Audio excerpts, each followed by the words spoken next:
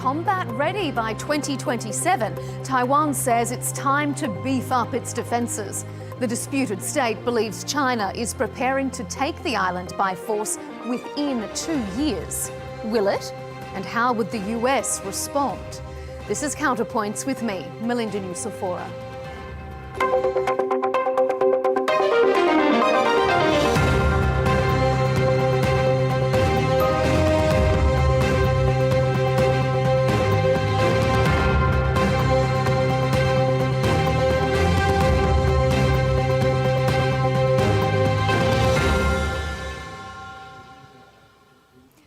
A technology powerhouse and strategic key to China's east coast, Taiwan has long lived in troubled waters.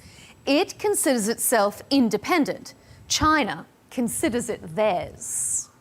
Beijing authorities have set a goal to complete the armed reunification of Taiwan by 2027, accelerating military preparations for aggression against Taiwan and continuously escalating exercises and grey zone incursions around Taiwan in an attempt to force reunification through military means. In response, Taipei has announced it will boost defence spending by $40 billion and will procure more advanced weapons from the US. But the perceived threat comes at a complex time for the unofficial friendship between Washington and Taipei. The US and China have reached a fragile truce in their trade war. So some analysts question whether President Trump would jeopardise that in order to support Taipei. Further escalating tensions are recent comments from Japan's Prime Minister, saying a Chinese attack on Taiwan would threaten Japan and therefore justify a military response. On this show, we'll ask, is China really preparing to take Taiwan by force? Does President Trump value the status quo, or does he value China more? And is Japan stirring up trouble?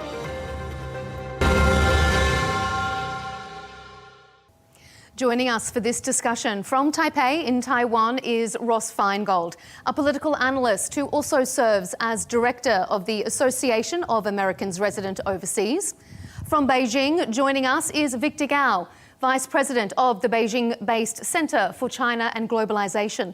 And rounding out our panel here on Counterpoints from London is Bill Hayton, associate fellow with the Asia-Pacific program at Chatham House and author of The Invention of China. Gentlemen, thanks for joining us here on Counterpoints. It's a pleasure to have you all here.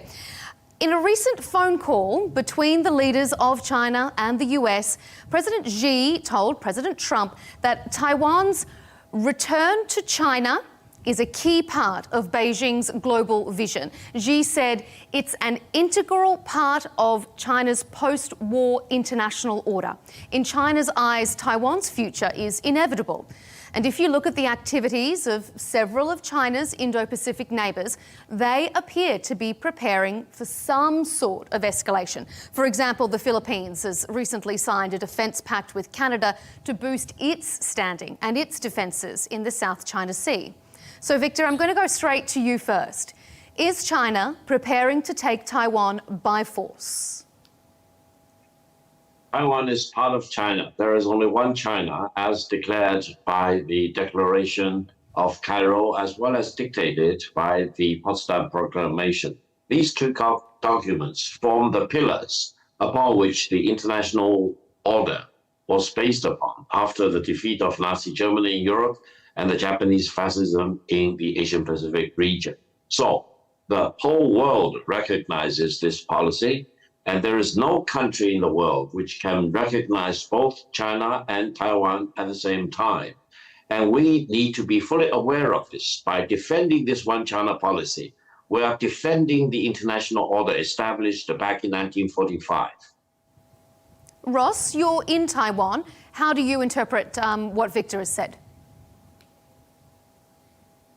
Well, even if what Victor said is true, there's still a reality that we all have to deal with, and policymakers around the region and around the world who consider themselves stakeholders in this issue. And there's no denying that other countries further afield feel that they are stakeholders. So even if China says it's an internal affair, obviously other countries, not just the United States, but increasingly European countries, Australia, more recently Japan, they consider themselves stakeholders as well. And the reality is that since the end of the Chinese Civil War in 1949, Taiwan and China have been separately governed. That's just a fact. They are separately governed.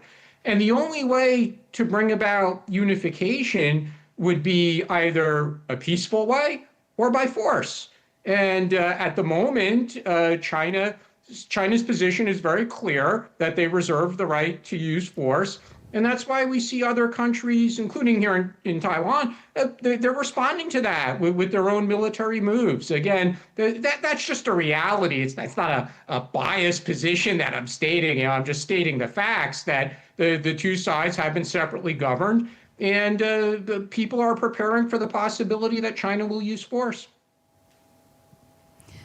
Victor, I'm going to bring you in a moment, Bill, but I just want to get a quick response to you from that, Victor, particularly on that. Unification is either peacefully or by force, because even though you say that it is one China, a lot of countries, particularly the US, do not support a unilateral change to the status quo, which is, as Ross said, they are governed separately. So any change to that status quo, is it going to be peaceful or is it going to be by force? First of all, we all know there was a civil war towards the end of the 1940s. Allow me to emphasize that civil war was never brought to an official end by any means. That is the reality of the separation across the two sides of the Taiwan Strait. Now, if China ever uses force, it will not be an invasion. It will be a resurrection of the unfinished civil war. And we want to avoid that. We want to achieve unification by peaceful means. But if, for example, as Ross said, other countries want to be stakeholders, to be intervening in this situation, there will be the resurrection of the unfinished civil war. And I don't think any country in the world, including the United States, wants to shed the blood of their soldiers to be involved in a resurrected civil war across the two sides of the Taiwan Strait. Let's all work together to achieve the peaceful reunification that all of us want, and let's do our best to avoid the resurrection of the unfinished civil war. Bill, what do you make of that? If we are going to see a show of force, is it, as Victor says, a resurrection of an unfinished civil war, or is it an act of aggression? Well, it's obviously the Chinese narrative is that it's the unfinished part of the Civil War. I mean, the other way of looking at it, it extends from what Ross was saying, which is that in the last 130 years, China has only ruled Taiwan for 4 of those, for 4 years between 1945 and 1949. And you have a very different sense of self, if you like, in Taiwan. You ask people, do they feel Chinese? Among the younger generation, it's a tiny proportion who say they feel exclusively Chinese. But really what the outside world wants is the status quo. What they're worried about is a change of the situation by force, whether that's an actual invasion or some kind of blockade by China. And if that, if there was any change to the status quo, I think it would unleash a whole series of really dangerous dominoes. I think Japan would try to develop nuclear weapons, and it probably has the skills to do so within months. That would probably trigger South Korea to develop nuclear weapons. We'd have all kinds of unforeseen consequences from China taking unilateral action over the status of Taiwan. Ross, can you see the unilateral movement from China to reunify with Taiwan, creating that sort of a dangerous ripple effect? Is that something you sense being in Taipei? Well, whether or not there's a regional arms race, I think, frankly, we're already there. We see that with commitments by Japan and South Korea for significant increases in defense spending. And part of that's in response to North Korea. Part of it's in response, frankly, to China. The Philippines is also dramatically increasing its defense budgets after decades of underinvestment. And here in Taiwan, there's a new proposal for a nearly 40 billion US dollar supplemental defense budget, which is an enormous amount of money. So I think the key question is not really what would happen if and when China should use force, or would that set off military spending increases? Because again, I think we're already there. Really, the key question, and I think my colleagues know this, the key question is, should China use force? Would other countries militarily intervene? And that's what caused the controversy after Prime Minister Takachi's remarks about 3 weeks ago in the Japanese parliament. And really, in response to what Victor said about foreign leaders, foreign countries being willing to shed blood, the only thing we could really say about that question is it will be up to the leaders of those countries at the time that this contingency occurs. There's simply no way to predict whether or not the US president or the Japan prime minister or the Australian prime minister, at the time that such an event occurs, would they be willing to dispatch their military and engage in what would be a hot war with China? Victor, what do you make of that? I mean, jump in, please, if you feel you want to respond to this idea of can you imagine a nuclear-armed Japan and South Korea in response to China's actions in Taiwan? That's a big risk for China to take, is it not? Allow me to mention, I'm shocked to hear some of the remarks from the other co-panelists. They talk about Japan as if Japan is in the same line with China. No. If you read the United Nations Charter, there is a particular clause called enemy state, and Japan is an enemy state as far as that clause is concerned. Meaning the Japanese government are prohibited from possessing combative weapons of aggression to constitute another threat to the victor nations, including China. And if, for example, Japan wants to rearm and to constitute another threat to the victor nations, including China, the United Nations Charter authorizes the victor nations to take unilateral military actions against Japan without the need to consult and inform the United Nations Security Council beforehand. That means if you look at China and Japan, they are not equal. One is the country which unconditionally surrendered in 1945. The other country, China, is a victor nation, together with other allied countries like the United States. So never talk to me about Japan developing nuclear weapons. If they do that, that will be the moment of their annihilation, because they will constitute threat to China, and China has all the power and the authorization to destroy that new menace from Japan. China will never allow Japan to become another militaristic or fascist country because of the prohibition of the United Nations Charter. And that is part of the condition upon which Japan unconditionally surrendered. And no one should even think about Japan raising its head of fascism again to threaten China. Bill, do you want to jump in? I think that's a really good reason for why the status quo should be preserved. I mean, if you don't want to unravel the post-war security order in East Asia, then preserve the current status of Taiwan and carry on with business as usual. I think that Victor has made a very strong case there for preventing a whole series of unforeseen consequences from China attempting to change the status quo over Taiwan. Allow me to add a point. I think to preserve the legacy of the Second World War is to make sure China is a united country. And no one should indulge in the fantasy that China should ever be separated across the two sides of the Taiwan Strait. Meaning, to achieve national unity for China is a precondition of preserving the victory legacy of the Second World War. If you argue with me otherwise, you either don't read history or you are misguided by your misperception of the realities of the world. If any one country wants to fight militarily against China to prevent China's reunification, he or she will be doomed to failure. If you ever want to try that, then you are really playing peril for yourself.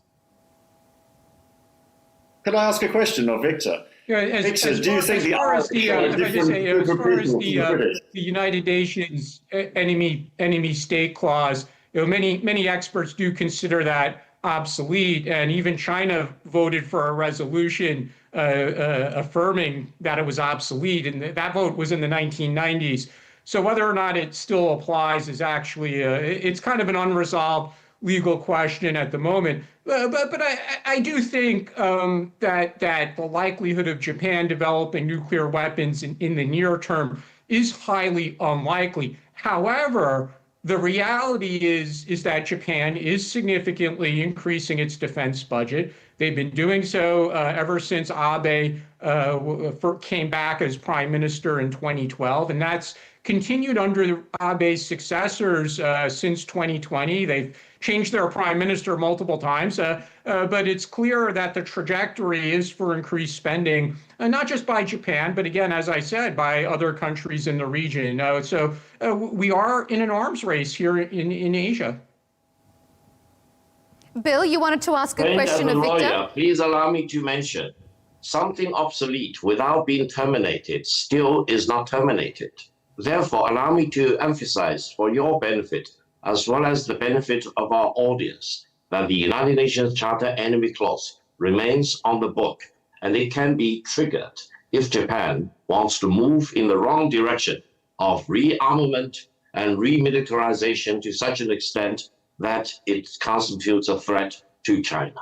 China will go to war with Japan if Japan wants to rearm itself, as well as even possessing the nuclear weapon, because that is the right authorized by the victor nations as reflected in the enemy clause in the United Nations Charter. Don't be misguided about the so-called obsolete of that clause. That clause remains on the book. I've checked with the Security Council office just recently, and they reaffirmed the validity of that enemy clause. So don't play with fire. If you advise Japan, ask them to read very carefully. Bill, you wanted to ask a question of Victor. Go ahead. But I also want to ask you, Bill, does Victor have a point here? Well, it does. I mean, we're all kind of getting a bit hypothetical here. I mean, my question, my comments about, the next stage all followed from, a forcible change of the status quo over Taiwan. And so in saying that if the status quo does change, then I think, it will trigger a whole load of other moves, by the regional powers, by Japan, by South Korea, and, presumably, wider than that as well. But I do think there's an interesting question here. I mean, given that it's, so long since, China, the mainland, actually ruled Taiwan, I just wonder, asking Victor, hypothetically, do you think that the Irish are a different group of people, a different nation to the British, Victor? You are completely wrong. The better comparison is the United Nations versus the Confederation. There was only one country, that is the United States of America. The Confederation wants to break away from the Union. And if you test the opinion at that time, probably up to 100% of the people in the Confederation wanted to break away from the Union. Why President Lincoln was ranked as one of the greatest presidents of the United States. He refused to accept that. He wants to use force to bring back the Confederation into the Union. Therefore, as you can see, President Lincoln and the Federation won. The Confederation was defeated. They were brought back into the Union by force, by defeating the Confederation. This is a better comparison for the two sides of the Taiwan Strait. China will never allow breakaway of Taiwan, because if you read the Potsdam Proclamation and the Cairo Declaration, Taiwan in its entirety should be returned to China upon the unconditional surrender of Japan. And it was returned. Now, there was a civil war afterwards, but there was only one China. China being separated across the two sides of the Taiwan Strait, that is a fact. But there is only one China. And if Taiwan wants to break away from China, China will need to bring them back into China by force, as President Lincoln did vis-a-vis the Confederation. That is not aggression. That is not using force against another country. That is civil war, as the Civil War in the United States. Thereafter, the United States has always been one country under God, indivisible. China should always be indivisible after the reunification of Taiwan. Yeah, but I think if we went back 120 years when Ireland was part of the United Kingdom, and we can see that things change. And if people decide that they are a nation and that they deserve self-determination, well, why shouldn't they have self-determination? Allow me to emphasize, what the British or the English or the Irish want to do, it's their business. What the Chinese want to do here on the two sides of the Taiwan Strait, it is our business. As I declared just now, there is only one China. If you go back to Ireland and ask your government whether they recognize two China or one China, one Taiwan, you will be informed that they recognize only one China. They recognize that Taiwan is part of China, and China has full authorization as a sovereign country to deal with a part of its territory which wants to break away. And the better principle you need to keep in your mind is what President Lincoln did with the Confederation. Whatever Lincoln did to the Confederation, China has the right to do the same for the so-called breakaway Taiwan province.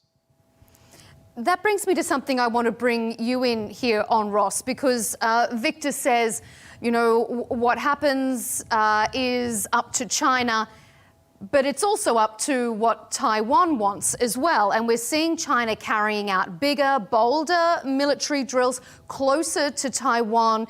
It's enacting this kind of anaconda strategy of sort of strangling the island. Is that emboldening people in Taiwan to want to resist China? Or is it making them more submissive, realizing they cannot outfight the might of China? Well, for many people, it's probably somewhere in the middle. Consistent with what Victor has said, people here know that a unilateral declaration of independence, if, for example, the government and the people had a consensus that they were going to change the name from Republic of China to the Republic of Taiwan, and this is what people typically call formal independence. I think people here know that the most likely outcome of that would be an immediate Chinese attack. At the same time, the number of people here who are saying we want to reunify with China on China's terms, which is similar to what China offered or implemented in Hong Kong and Macau, one country, two systems. The number of people here who support that as a short-term occurrence is very small, which means most people here, for now, prefer the status quo. But there is an interesting aspect to this, and it does go to your question. They do have elections here. And over the past nearly 30 years of democratic elections, the electorate has switched back and forth a few times. They've elected more independence-minded leaders, and they've also elected leaders who preferred a closer relationship with China and adamantly opposed Taiwan independence and emphatically believe that Taiwan is part of one China. And the voters elected a leader like that two times in recent decades, in 2008 and 2012. But in 2016 and 2020, the voters emphatically elected a more independence-minded leader. And in 2024, it was a really strange result because the independence-minded leader was elected with only 40% of the vote because the other 60% was split between two candidates who were more moderate when it came to dealing with China. So it actually shows that, at least at the moment, the majority seems to be just wanting some moderation. They don't want to go for independence because they're concerned about a immediate Chinese use of force. But they don't want to unify either. And it seems that now they want to get along with China. I think at the moment, one could say that the public is a little concerned with some of the moves that the government has made that may have inflamed tensions. There are many people who support the government wholeheartedly, but it does seem at the moment that there's a trend to say, well, maybe we need to get along better with China. When we talk about getting along with China, I guess that turns us to the United States. One of Taiwan's key friendships, I should say, an unofficial friendship and interesting relationship with China recently. Taiwan is a key US partner, though, in the Indo-Pacific.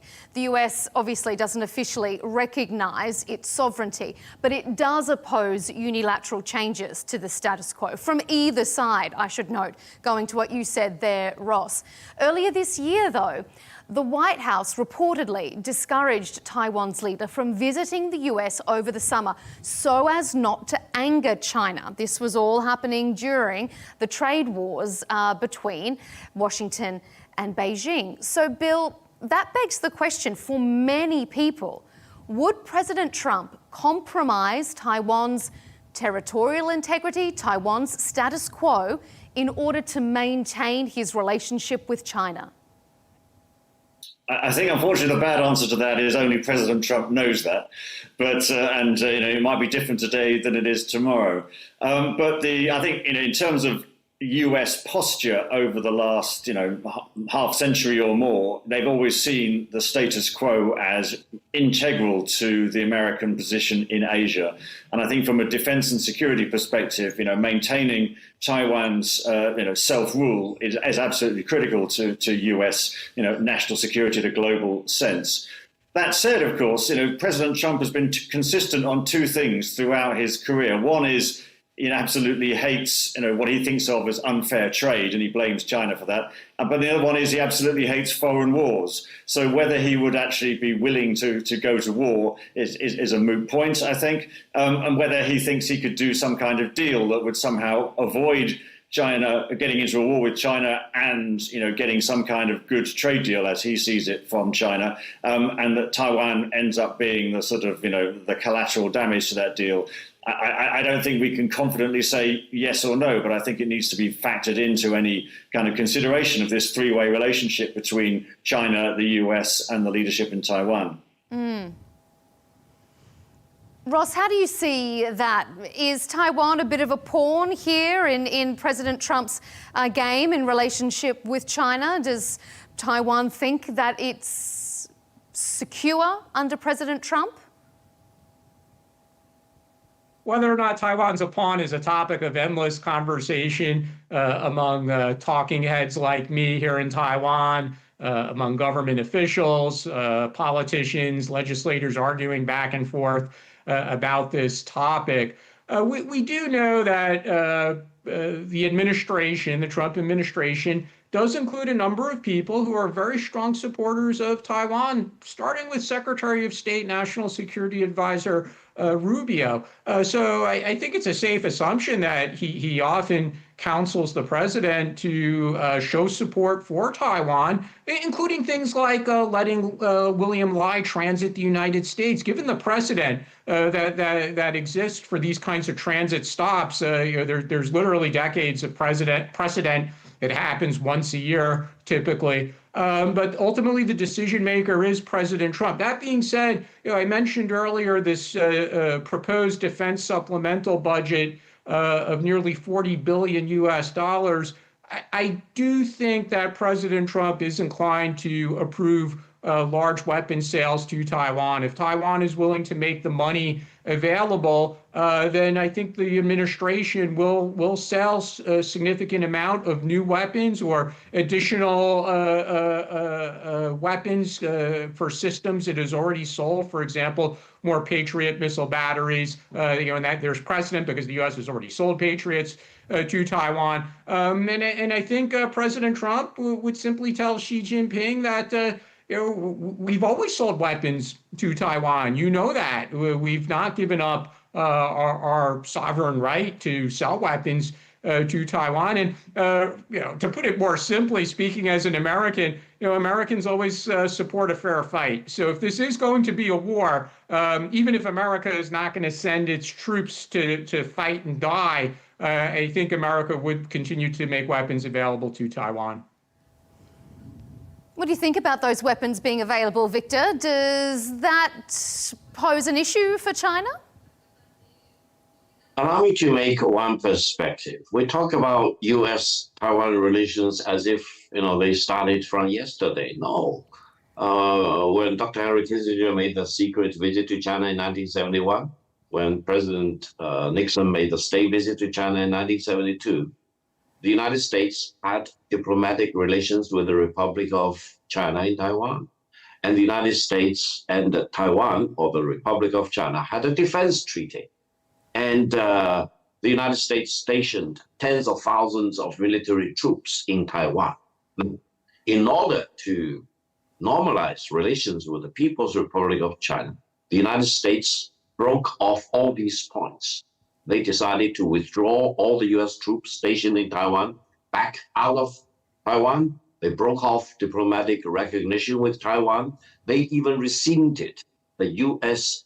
ROC Defense Treaty, which was a domestic law in the United States. They did all the impossibilities in order to do what? To normalize relations with the People's Republic of China.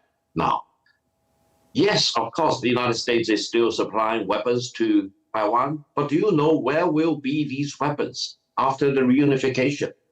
Most of these weapons, if not destroyed, will be on display in a military museum, either somewhere in Taiwan or in mainland China. Therefore, if you think that the weapons supplied to Taiwan by the United States will enable the separatists in Taiwan to defeat China, you are indulging in fantasy. The United States publicly acknowledges, in terms of a conventional weapon, the Chinese conventional weapons are not inferior to the United States. They are actually, in many cases, already superior to the US weapons. In terms of other weapons, China's weapons are ahead of the United States. For example, President Trump is talking about F-47, for example, the sixth generation of the Phantom stealth planes. China is already producing two types of that from two manufacturers, one in Chengdu, the other one in Shenyang. And if the United States does not have the supply of rare earth from China, their defense industry will grind down to a halt. So don't think, if you think about the war between China and the United States will win the war. What if they don't? What if they lose the war? Especially in the war close to the Chinese coastline, and every inch of land in Taiwan is fully covered by the long-range artillery pieces in Fujian, in Guangdong, and in Zhejiang. So you are talking about a completely one-sided war if the war ever breaks out. Let's all use our sanity to propose peace rather than agitating for war. The war will be quick. It will be very, very swift, and the result will not be surprising at all. And if you are betting on the wrong side of the equation, what if you are on the wrong side? What if you are on the losing side? That is the moment of truth. We all need to think about it. And China will never take any military action unless it is fully believed, fully convinced it is on the right side of history. Okay. What will make China to reach that conviction? To achieve national unity is always the right thing for China to do. And to defend and preserve the victory legacy of the Second World War after defeating Japanese fascism is always the right thing to do. If you're a British or an Australian, don't forget all the atrocities and the crimes against humanity, against your nationals, and humanity as a whole committed by the Japanese fascism in the Second World War. We're going to come back to Japan in just a moment, but I want to bring our other two guests back in. Ross, it doesn't sound like China's not thinking about war. Certainly, China is preparing for war. The increase in defense spending in recent decades has been tremendous. as has the increase in the capabilities of the branches of China's military. Victor's correct about that. China's technological capability, their ability to combine arms across the different services, whether that's air, naval, or land forces, or their rocket forces, and increasingly cyber and space, is commensurate with how we generally perceive China's rapid growth in its technological capabilities in recent decades. Certainly, if there is a war and the United States and its allies, whether that's Japan or Australia, decide to join, thousands of soldiers and sailors and airmen from every country involved in this conflict will certainly die. This will be not just a drone war. People increasingly talk about drone wars, but this will be fought in large part on the sea or in the Taiwan Strait, possibly on land in Taiwan as well if China successfully makes the landing. And again, civilians will die, soldiers will die, and it'll be a horrible, horrible conflict. That's not, those possibilities, which do exist, they're very real. That's still not going to stop the United States from selling weapons to Taiwan or stop Taiwan from increasing its defense budget. Those are just realities that are going to happen. Bill, you're shaking your head there. Do you agree? I mean, whether or not the US might step in and intervene, certainly not blinking an eye at supplying Taiwan with some of its most cutting-edge defenses. Yeah, I think the thinking from countries that are broadly supportive of the status quo is that they want to make war unthinkable. And if the more that they can bolster Taiwan's defenses and therefore make an invasion either a failure or too costly, for the People's Republic of China, then that's a way of preserving the status quo. So the more advanced weaponry that Taiwan has, the greater the drone numbers of drones, etc., will deter China. And this is really, I think, getting to this, idea, we're going back to Cold War deterrence here. It's really about, what can I do to inflict damage on you that will stop you doing something that I don't like? It's pretty bare knuckle stuff, really.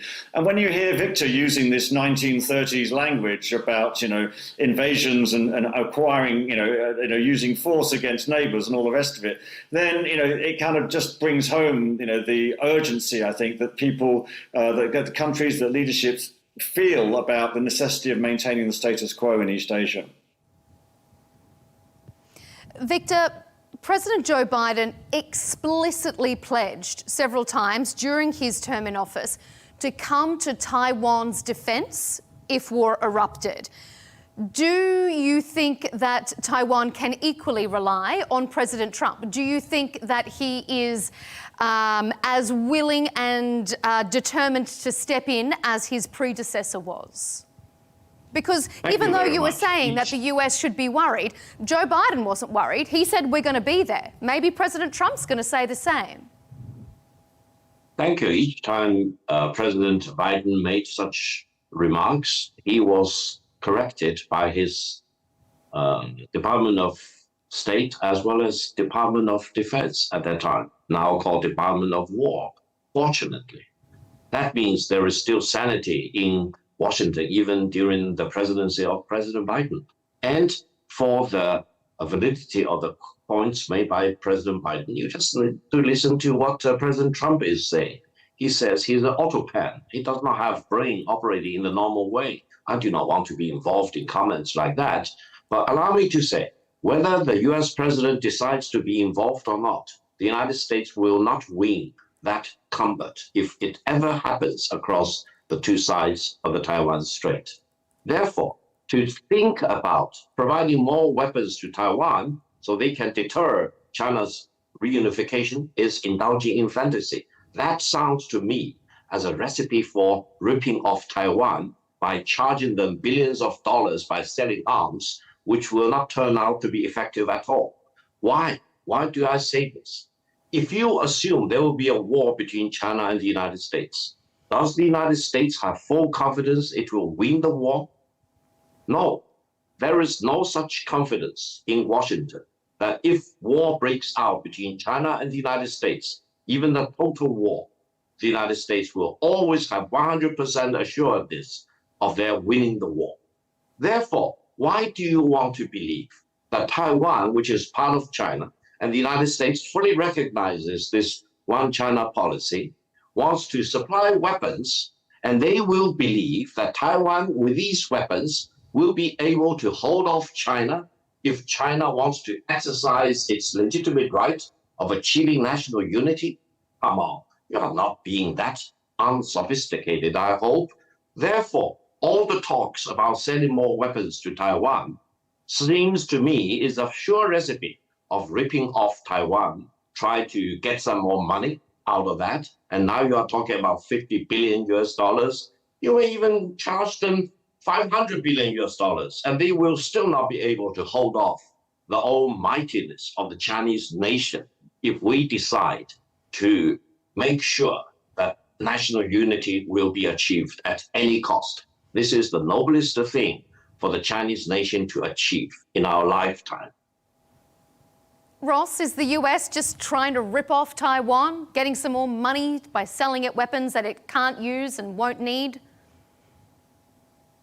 That's a question that's also a matter of frequent public discussion here.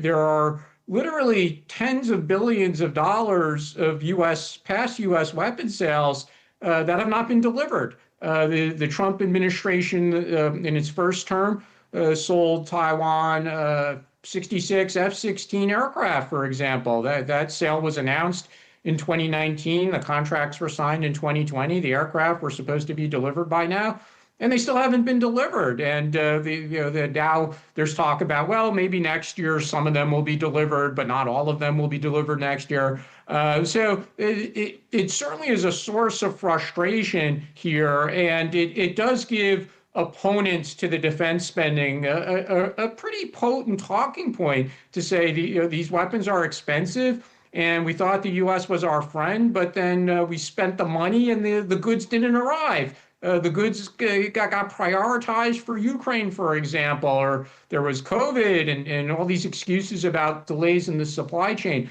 So yes, people here do talk about that topic. We also have to keep in mind that the opposition parties do control the legislature. So whether or not Lai's proposed $39.85 billion supplemental defense budget will easily pass through Taiwan's parliament, that is actually unknown at the moment. He only announced this last week. It's still very early days. The opposition will be under tremendous pressure. Victor, you might not like it, but the reality is the opposition will be under pressure from the United States to pass this budget. And maybe the opposition will say, well, we'll approve some of it, but not all, or we want milestones before we release additional tranches of funding. But again, I do think it will pass in some form, and the U.S. will make available additional weapons. I want to circle us back to Japan for our final segment here, because Japan's Prime Minister Sanae Takaichi has sparked a related row with China. She told Parliament that a Japanese attack on Taiwan would also threaten Japan and therefore could trigger Japanese military action. I know we've discussed it in various points earlier in this debate, but I want to focus on it just in this last segment. Bill, I want to ask you, is there any justification to Japan's concerns here that an attack on Taiwan also threatens Japan's national security? Well, it completely upends Japan's security position in East Asia. At the moment, all of the islands that are off China's coast are, in effect, controlled by governments who have a friendly relationship with the US and are skeptical, let's say, of China. Japan, Taiwan, the Philippines, etc. And if that changes, then of course it's going to fundamentally change Japan's strategic position. That's just a fact of geopolitics, geostrategy. So therefore, it is going to critically affect Japan's security posture.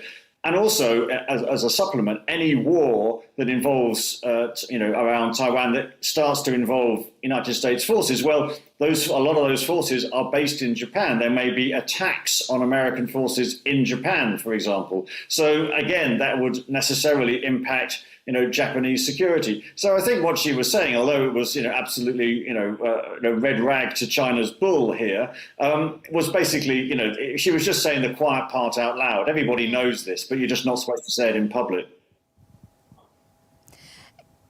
What do you think about that, Victor? I mean, security postures change, geopolitics develops, alliances, friends, foe, that all changes with time. Why isn't Japan allowed to update and modernize its security posture? First of all, Prime Minister Takaichi's very outrageous remark is a very dangerous indication of new Japanese fascism and new Japanese militarism. Why? Because ever after Japan's unconditional surrender in 1945, this was the first time a sitting Japanese prime minister threatened use of war against another country. And that country turned out to be China. Now, Japan is strictly, legally prohibited to constitute another threat to China by law, by the terms of its unconditional surrender. We should not forget that. We should always keep that in mind. The terms of the unconditional surrender of Japan to China. But Japan wouldn't be the first country to change that. That was a long time ago. And what's been written in the UN doesn't necessarily is always adhered to. No, it's not a long time ago. Japan caused the loss of life, 35 million lives in China. China will never forget the atrocities and the crimes against humanity they committed in China. And the burdens placed upon Japan by the unconditional surrender instrument have no time limit. Japan is always required to be a peaceful nation rather than a militaristic nation. And I told my American friends, remember Pearl Harbor. If Japan can betray its commitments it undertook as far as its unconditional surrender to China is concerned, they can easily betray the commitments they entered into vis-a-vis the United States. And they need to prepare for another attack on Pearl Harbor or anywhere else. Therefore, to make sure that Japan remains a pacifist country is an utmost important thing in this part of the world. And no country, no individual, including our two distinguished panelists here, together, we are sharing this panel, should ever allow the danger of new Japanese militarism or new Japanese fascism to raise its dangerous head. It will be quashed before it can be raised against China. Ross, is Japan more of a threat in the region than China is? Japan's security concern, first and foremost, is to defend the Japanese homeland. Frankly, I was a little critical of the reaction here in Taiwan to Prime Minister Takaichi's remarks because there were many people here who took it as a commitment to come to fight for Taiwan, which is not really what she said. The most basic essence of what she said was, if there is a conflict between China and Taiwan, it is, of course, a security risk to Japan. And that's true, as Bill pointed out. And they would be on alert. They would be watching. They may have to evacuate Japanese nationals from Taiwan if there's a war, and they would be using their military resources, understandably, to do that. But she didn't specifically say that Japan will come to Taiwan's military assistance in the event of a conflict. But unfortunately, I think a lot of people here in Taiwan reacted that way. And there were Taiwan politicians putting photos on social media of themselves eating Japanese seafood and saying, oh, we should all go visit Japan because Chinese tourists aren't going to Japan. I thought that was a bit of a silly overreaction here in Taiwan. But as far as how the rest of the region views Japan's increased military spending in recent years and going forward, China is certainly critical of that, but we really don't see or hear a critical voice from other countries in the region. We don't see the ASEAN countries criticizing Japan's increase in defense spending, nor do we hear those countries criticizing Australia's increase in defense spending, or even the United States' increased interest in deployments in this part of the world as well. So To answer your question, no, we don't hear that message coming from ASEAN countries, for example. Allow me to make a point. Allow me to make a point. Yes, before the surprise attack on Pearl Harbor, not many people in the United States were critical of what the Japanese government was doing at the time. But then Pearl Harbor happened. So the fact that not many people are critical of what Japan is doing doesn't mean that they are doing the right thing. You need to put it in historical perspective. You need to realize that the current international order we are living in through was more or less started in 1945 upon the unconditional surrender of Japan. That is the pillar. That is the Big Bang event. And we are all living in the overshadow of that Big Bang event. Now, if you want to change it, if you really want to allow the rearmament of Japan and the remilitarization of Japan, even if you are not fully aware of the consequences, you may one day be surprised. Look how many Australian soldiers were butchered by the Japanese military. Look at how many British prisoners of war were killed. Look at the long march of death. And look at all the atrocities they committed in the Philippines, in the ASEAN nations, in all the Pacific islands against the Americans, for example. And do you think President Roosevelt said the wrong thing when he said Japan was the country of infamy? Today was the day of infamy. And the Americans will never allow another Pearl Harbor. Why? Because you should never think about the possibility of Japan betraying its commitments it entered when it unconditionally surrendered to raise its dangerous militaristic head in this part of the world. Because allow me to warn you, that moment will be a moment of destruction. That moment will herald in war, and that moment will also herald in the annihilation of Japan as a country, because they betrayed their commitments. They want to rearm, they want to reconstitute another threat to a country like China, and they will forfeit their right to live as a peaceful nation, as they committed to when they unconditionally surrendered to China in 1945. All right, let me just get a final response from Bill on that. What do you think? I mean, their unconditional surrender, times have changed. Are countries not allowed to adapt to the changing environment, or is Japan too much of a risk? Well, I think Victor's bellicose, warlike language is an amazing revelation, really. I mean, I don't think anybody in the region is convinced by his portrayal of Japan, but they're increasingly worried about China's posture. It's China is the country that's the one that's threatening to go to war. Japan isn't. You know, as we were hearing, you know, ASEAN, Southeast Asian countries, other countries haven't raised concerns about what Japan's doing, but they are mightily concerned about what China is doing. And Victor's language today is the language of the 1930s, war, taking territory, you know, fighting people. I don't think it convinces the region. I don't think it convinces the region of China's case. I think it convinces the region that China is the problem here. And I think, you know, that's increasingly the situation that we're heading into in the next few years. Gentlemen, we're out of time. We are going to have to leave it there. It's been a very interesting discussion. Let's hope we don't have to revisit it with a change of tone anytime soon. But we appreciate your analysis on all these diverse points. Ross Feingold, political analyst and director of the Association of Americans Resident Overseas.